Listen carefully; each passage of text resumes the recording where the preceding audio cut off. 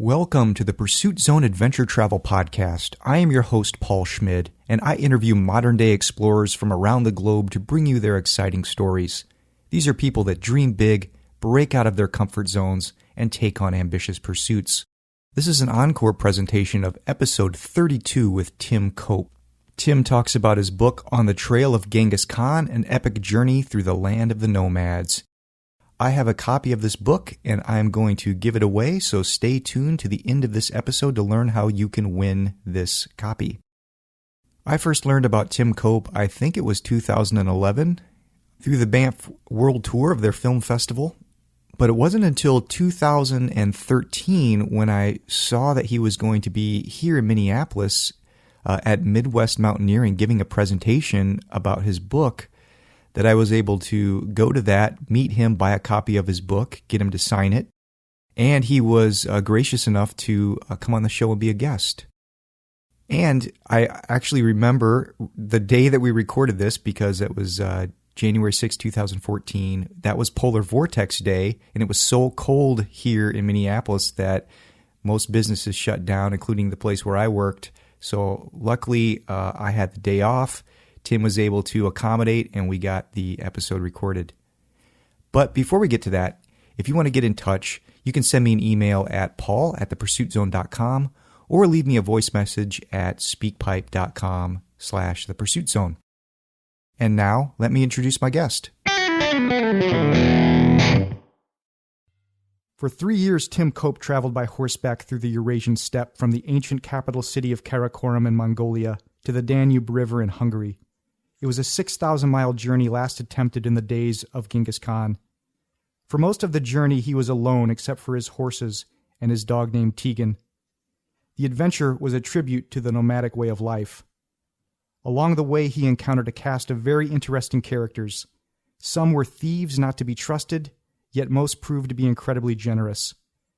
You can learn more by reading his book titled On the Trail of Genghis Khan, an epic journey through the land of the nomads, and from his website, timcopejourneys.com. Tim Cope, welcome to the Pursuit Zone. Thank you. Tim, when I heard you speak, I was surprised to learn that you, at one time, dropped out of law school. Because you didn't, because of all your adventures that I know you from, you didn't strike me as a law school type. So why drop out of law school?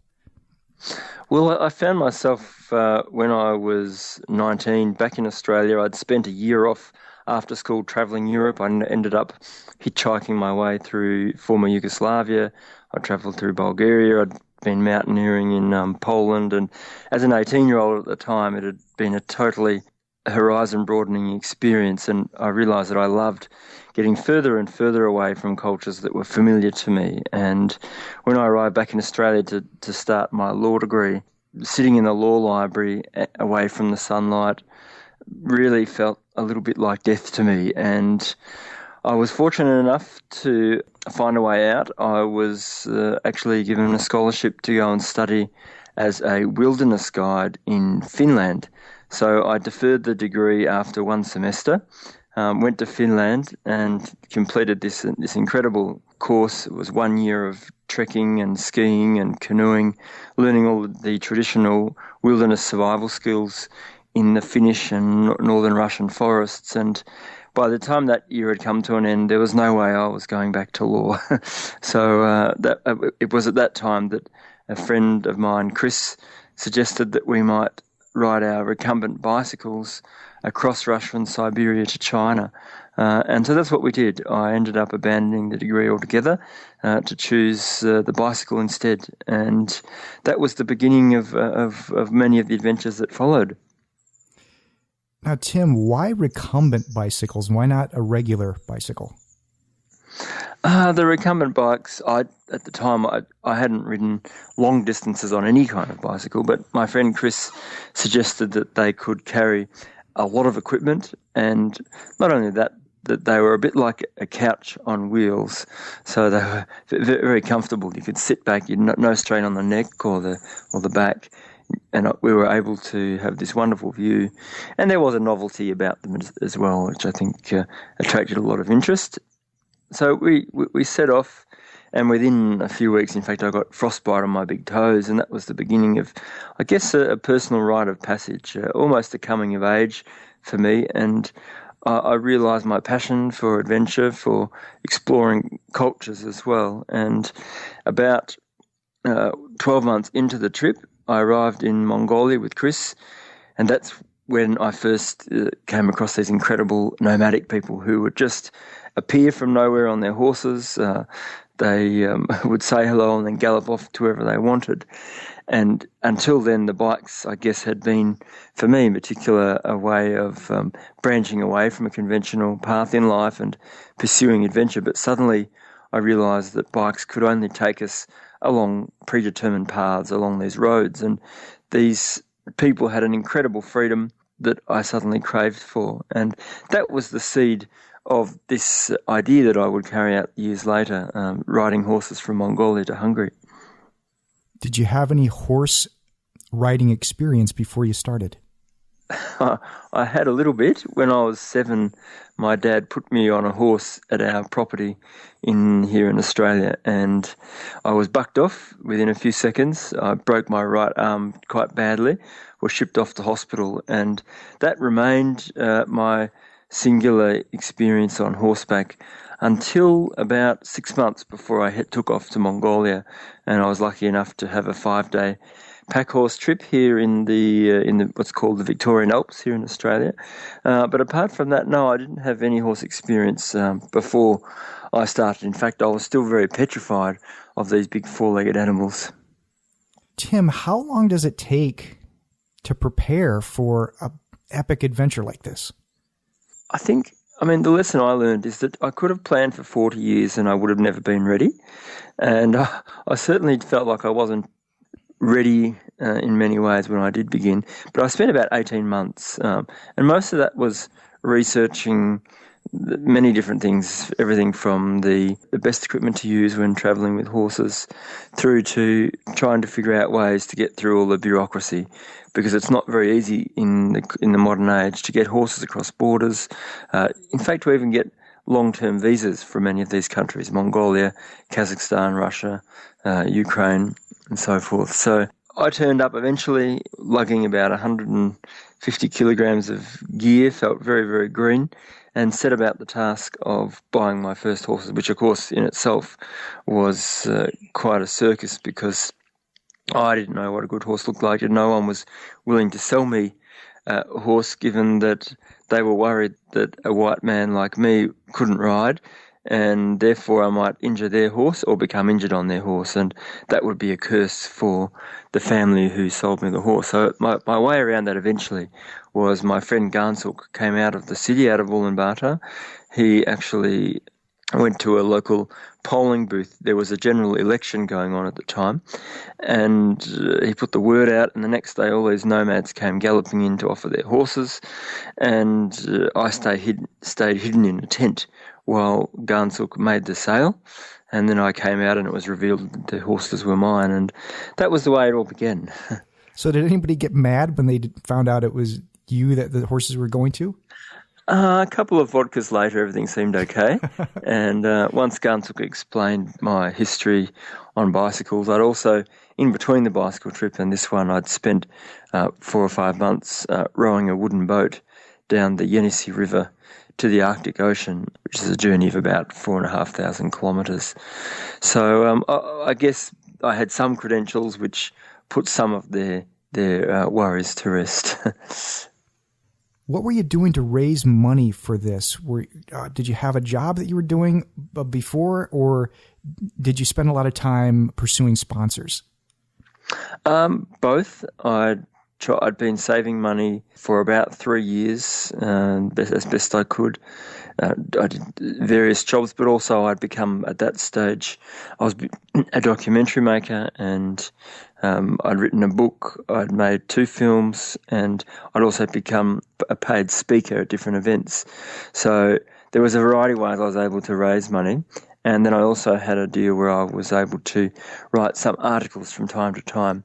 But all said and done, I only had a budget of about $10 per day for the whole journey, which eventually had to be stretched because, of course, I set off hoping this journey would take 18 months, but it took 3.5 years. So budgeting was very difficult and was always very thin. While you're on this journey, do you have any behind-the-scenes logistical support? Not really. I mean, I was fortunate to have a satellite phone, and that was part of one of my sponsor deals, which enabled me to call when I was in trouble and I could get some help. So there was one veterinary surgeon in Australia who specialised with equines who would help me out when I really needed some advice. But apart from that, no, it was only me, and I had my 3 horses, and 6 months into the journey, I was also given this little ball of fur called Tiggin. And Tiggin at that time was this little tiny pup who didn't look like he'd survive more than 2 or 3 weeks in the cold, but he turned out to be my loyal companion for the 3 years that lay ahead. And he grew up in a way like me on the journey and went through all his own rites of passages and his own challenges and problems. And I couldn't live without Tiggin. He's actually sitting by my feet as we speak. Hello, Tegan. Yeah. Yeah. In the book, you talk about earning your nomadic credentials. What does that mean? Well, first of all, I guess, I was starting off basically as a newborn in this environment. First of all, I had to learn about horses, and then I had to learn about the mentality and the culture and the traditions and the ways of the steppe. And it began, in fact, right from the start. On the 5th day of the trip, I woke up in the middle of the night. I was worried because I couldn't hear the horses at all, and then suddenly I heard this snigger and the sound of horses' hooves kind of be galloping off into the night, and I leapt out to discover that 2 of my 3 horses had been stolen. I didn't know what to do. Fortunately, my friend Seren had said that if you don't solve your problems before dawn in Mongolia, then you probably never will. So on that one remaining horse, I set off, and about 3 or 4 miles distant, I did eventually find my 2 horses at the back of this big herd, and the herder came up and said, "Oh, you must have tied your horses really badly." They came to me themselves. He approached me, he gave the horses back, he took me back to his tent, known as a yurt or a gur in Mongolian. And that's where he taught me this very valuable lesson. And there's a saying that a man on the steppe without friends is as narrow as a finger, and a man on the steppe with friends is as wide as the steppe. And for me, that was a real sign that I had to start breaking out of my own little dream world and making friends with people, learning the local ways. Otherwise, there was really little hope that I would ever make it more than a few hundred kilometres.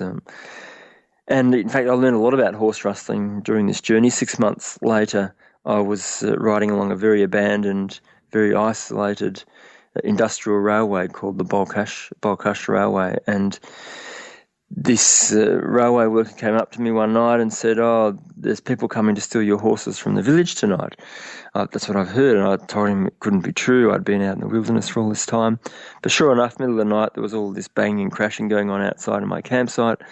And so I leapt out of the tent and saw this silhouette of a man kind of stumbling off into the darkness. And what had happened is this guy had grabbed a backpack, leapt on my horse, and then galloped off into the night, not realising that the horse was still tied with a rope.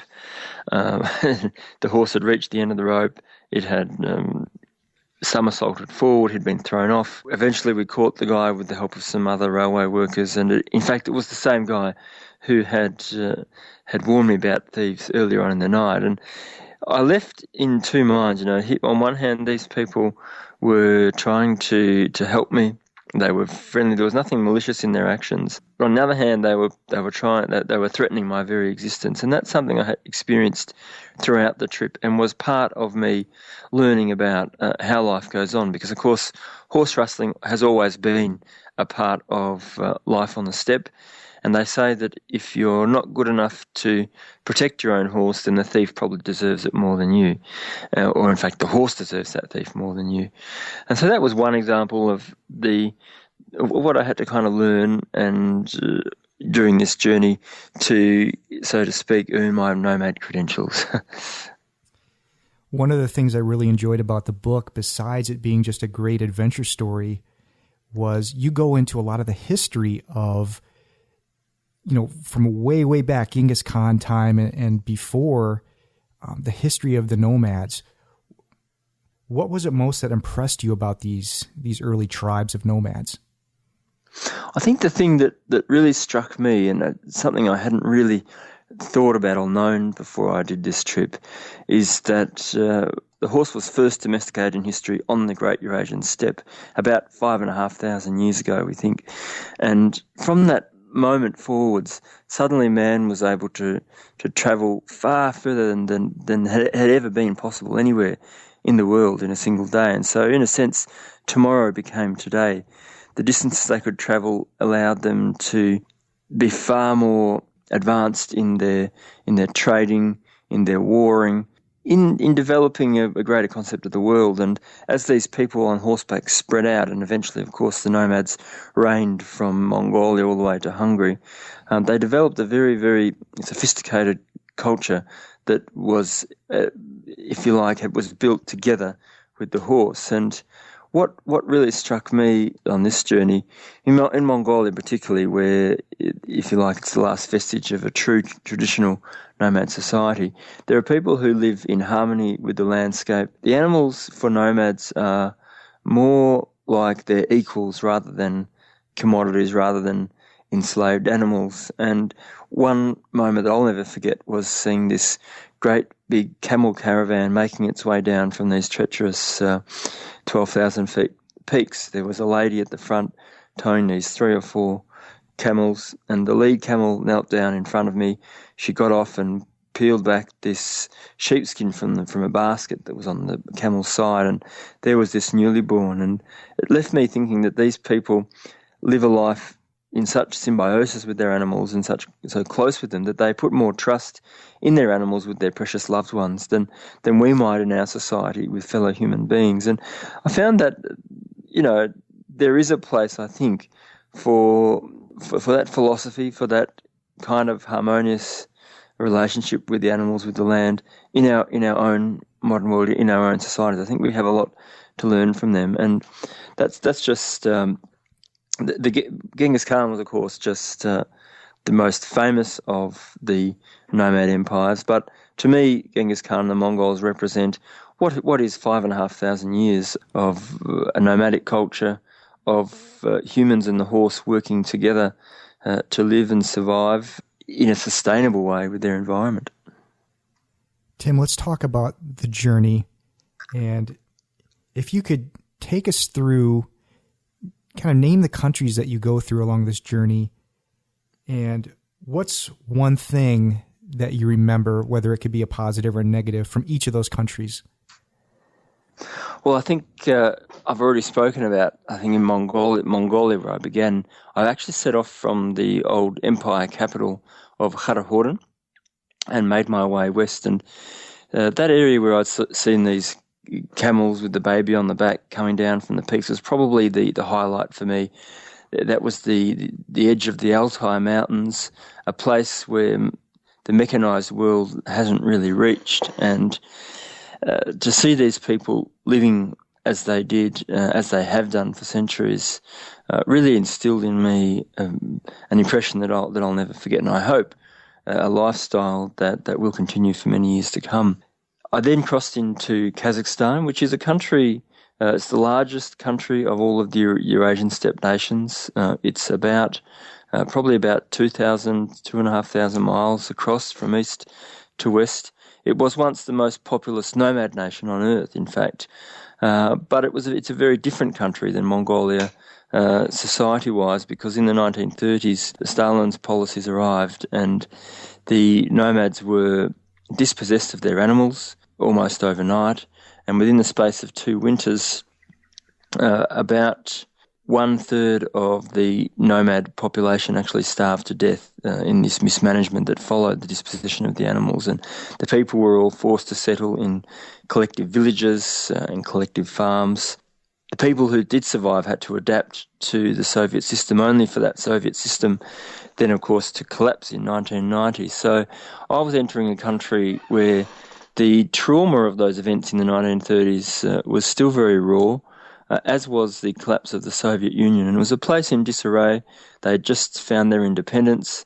It was a place going through a very difficult transition. And I think for me, learning about that and learning about, I guess, what the nomads had lost in Kazakhstan and whether or not there would be a resurgence, or whether in fact the modern world that's arrived in Kazakhstan since the fall of 1990 will in fact wipe out what remains of nomad culture. And one of the memories I've got is of actually riding along the oil pipeline that pumps millions upon millions of barrels of oil from the Caspian Sea west towards the Black Sea, where it's shipped off to fuel faraway economies. And as I rode along this pipeline in the desert, it actually passed through some small, formerly nomadic communities, and it was pretty clear that the values were shifting from people aspiring to be a herder on the steppe with thousands of horses and animals to having a job in the oil industry that could offer a sense of certainty and a much quicker path, or perceived quicker path, to wealth. And the younger people were taking the first opportunity to move to the city. So I was in two minds in this trip as to whether nomad culture in Kazakhstan will survive or not. But that's, I guess, the most memorable theme, if you like, that I learned in Kazakhstan. And I was there for 14 months. It took a long time to cross. There were the deserts in the middle. There were the big snowy uplands in the east. Finally, I arrived in Russia, and the highlight in Russia really was the small Republic of Kalmykia, which is in fact a Mongolian republic. It's a Buddhist republic, the only Buddhist republic in geographical Europe, and they are the descendants of Mongols who moved to the southern steppes of Russia in the 17th century.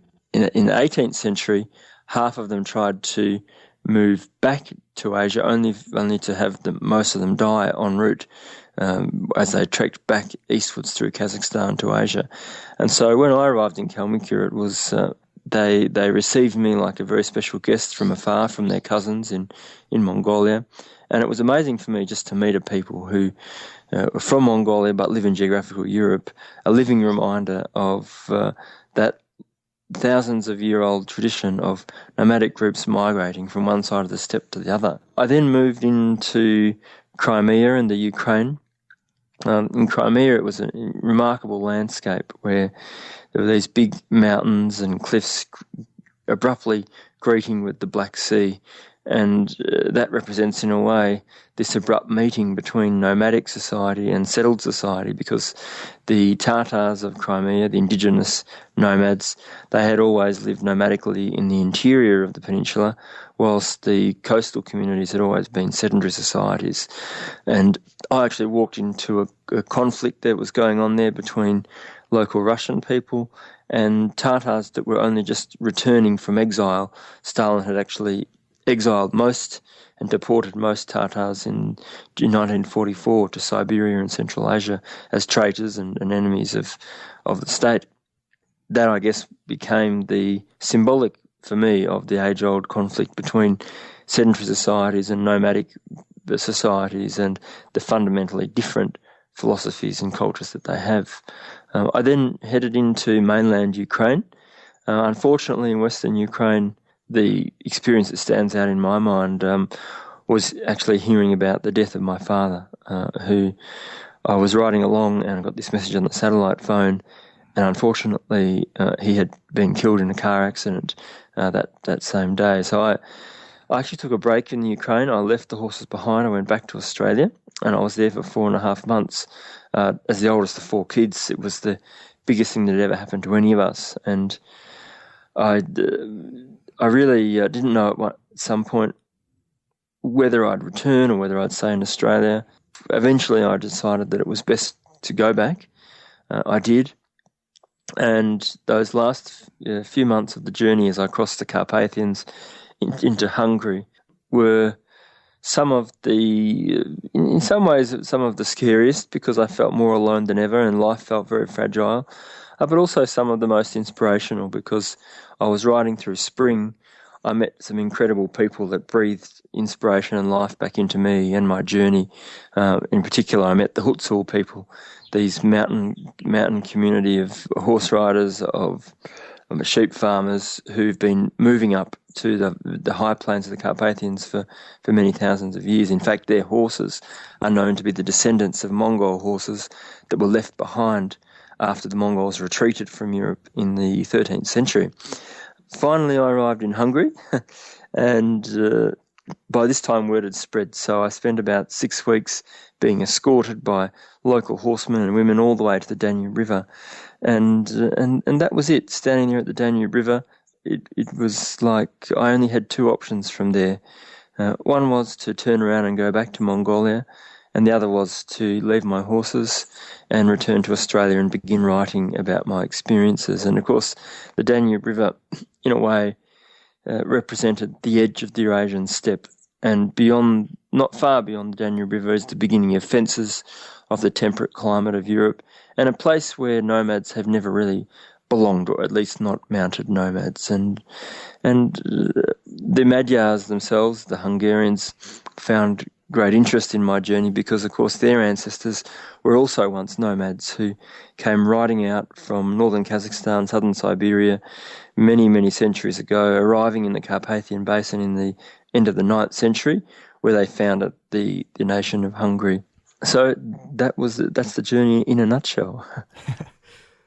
This perhaps is an unfair question, Tim, but if you had to pick of the entire journey, the one most memorable person, and why would you pick that person? There's many, but I think for me, one of the most memorable people is a man called Asset, and he was a Kazakh. I'd just arrived in Kazakhstan, winter was at our heels. I'd just bought 3 horses, and it was a very big country. I was still very green as a horseman, and this man, Asset, really felt very sorry for me, and he knew what I was in for better than I knew myself, and he decided to join me for the first 10 days.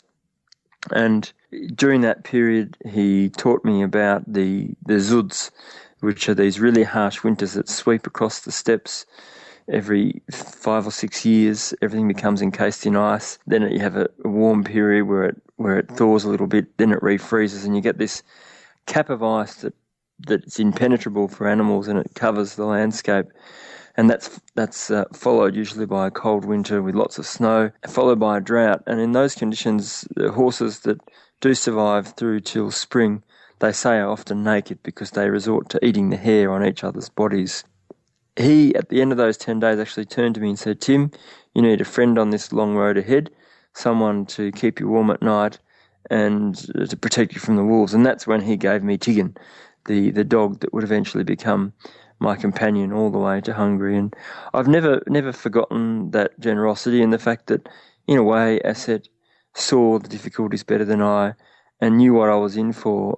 Even though I resisted, I didn't really want this little scrawny pup that I thought would be more of a liability. But yeah, I'll never forget Asset's. There was no obligation to help me, but the sense that he felt obliged, almost in the spirit of his ancestors, to show me through his lands and to tell me something about his culture, and became almost like a fatherly figure for me. One of the things we haven't touched on yet, Tim, is the fact that you speak Russian. I wonder how important was that during this journey, and how did you go about learning to speak Russian? I've been learning Russian since I was 19 when I lived in Finland. I studied with Russian colleagues. We did a lot of our practical studies in Russia, and I just set about the task of learning Russian, which was, for me, a really important thing. And I spent 12 months on the bicycle, then 6 months in Russia when I was on the rowboat trip. And I was determined that I'd know the language. And as it turned out, on this horse trip, I don't think I would have made it without Russian language. And certainly I wouldn't have been able to converse with the people and get the kind of insight that I was interested in in getting beneath the skin of this place and understanding really what was going on, the issues that were facing the society, particularly in this very interesting time post-Soviet Union when everything seemed possible, but at the same time things were in chaos. How did you keep yourself motivated to go on day after day?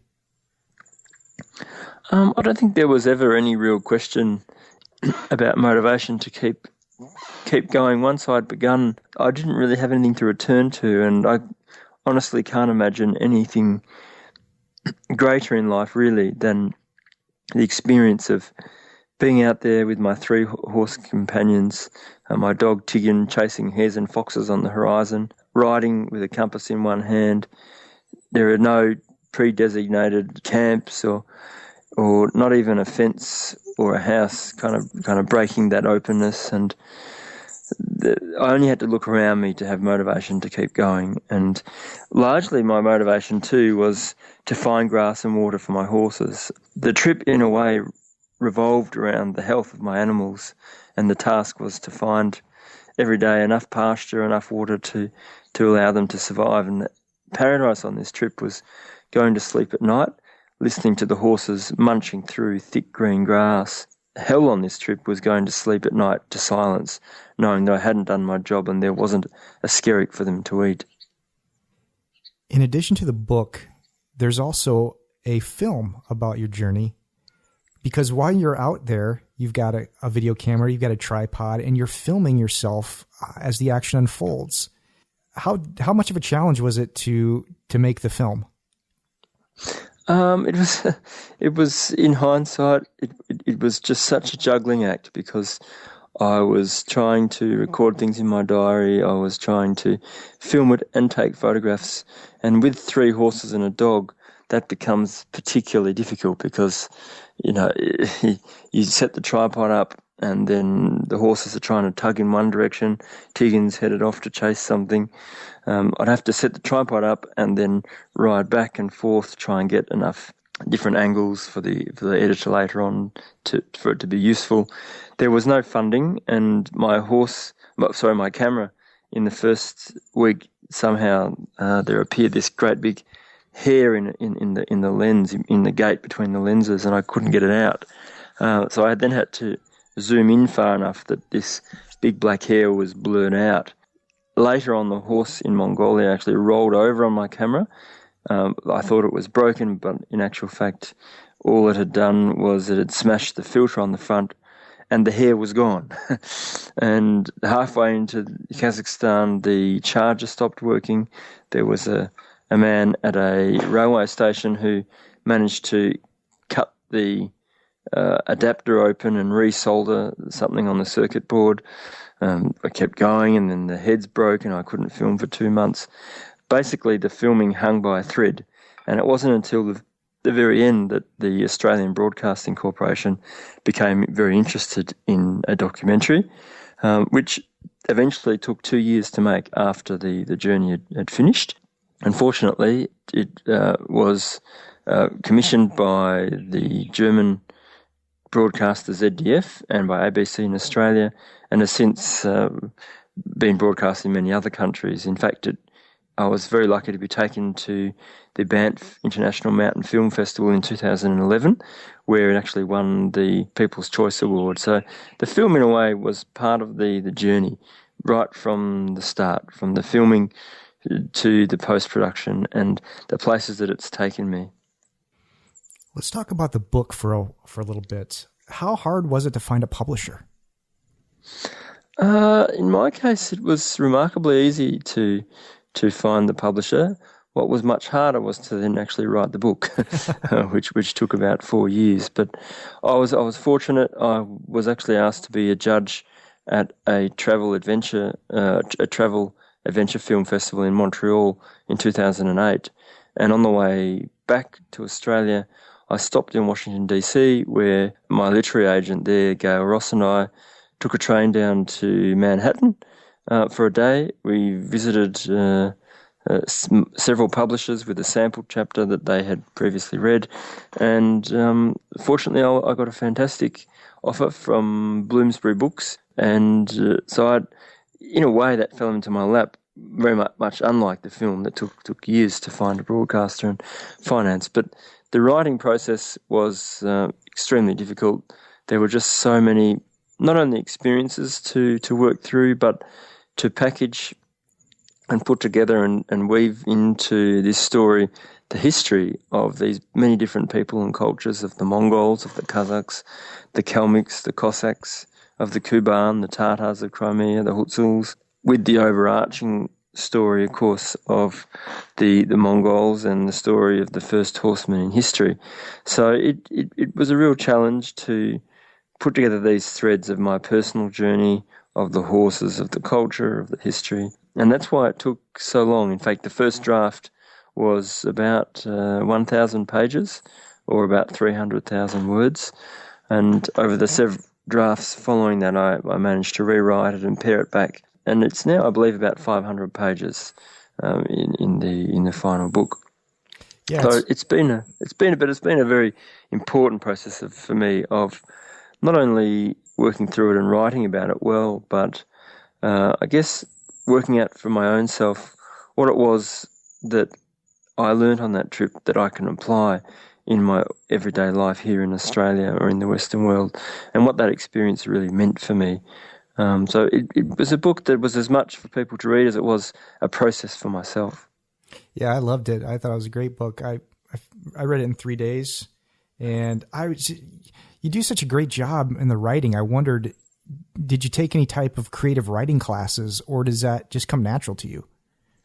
I guess I've been writing over many years, and I've always had a passion for writing. No, I haven't taken any classes, but I wrote a book previously about my bicycle trip, and as my writing has developed, I've kind of been aspiring to write better and better. And my editor, he interestingly never put a mark on my page, but he was a great coach, and he set me up with some great principles of how to break out of the chronological time structure and to be able to weave together many different threads thematically, and rather than it just being a chronological travelogue. And so I learned a lot in the process of this, and I hope that people enjoy it. And so far, it's been a very gratifying experience to listen to people who've read it and to talk to people about it. It's been a journey into itself. So you've been made a fellow of the Royal Geographic Society, and you also were an Australian Geographic Adventurer of the Year. And in addition to that, this book that we're talking about here, On the Trail of Genghis Khan, An Epic Journey Through the Land of the Nomads, won the grand prize at the 2013 Banff Film and Book Festival. So, Kate, congratulations. Thank you. Yeah. What was that like to win that award up in Banff? For me, it was probably one of the most gratifying experiences I've ever had, because it's, in my opinion, it's probably it means the most of any award for travel, mountain, adventure literature, and to be among your own peers and to have that recognition, and it was only announced on the night, and I walked out on stage and collected the award. It meant a lot, because I think for 3 years I was just trying to write a book, and the last 12 months I tried to turn it into a good book. And there are many writers who struggle. I mean, all writers struggle, and I think I'm very lucky that I have that opportunity to have the recognition, and hopefully, people will learn a lot from the book about the nomadic people of Eurasia. And I felt in a way that I was obliged to write the book to honour the stories that I'd been privy to among these many different peoples right across Kazakhstan, Mongolia, Russia, Ukraine and Hungary. But it's still a bit like a dream, to be honest. The trophies just arrived in the mail a few days ago, and they're sitting here as we speak, so it feels all like a dream. What does the trophy look like? They're beautiful handmade, what would you call them, like glass trophies, which are they're individually made in Banff.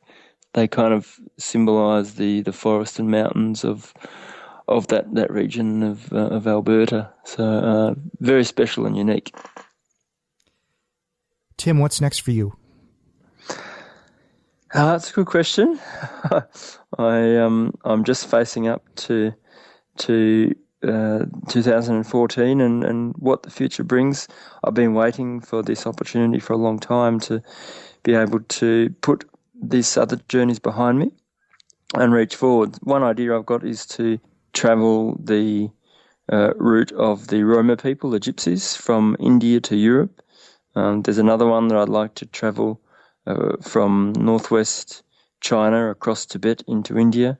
There are many different journeys I've got in mind, but I'm not quite sure. This year I might try to write a children's book about my dog Tiggin, and I'll be doing the rounds at the writers' festivals, and I'm very keen to begin writing more features for various publications. So we'll see how that goes, and probably 2015 I'll set off on my next big adventure. How can people contact you? You can get in touch through my website, timcopejourneys.com, and I've got all the trappings of the social media sites. There's Facebook and Twitter.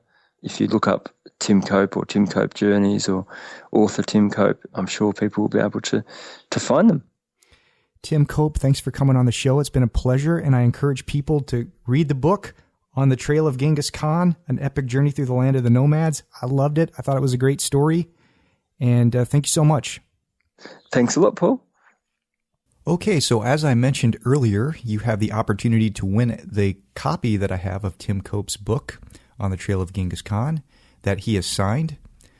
So in order to do this, one, you need to have available to you a U.S. mailing address, because I do not want to ship this outside of the United States.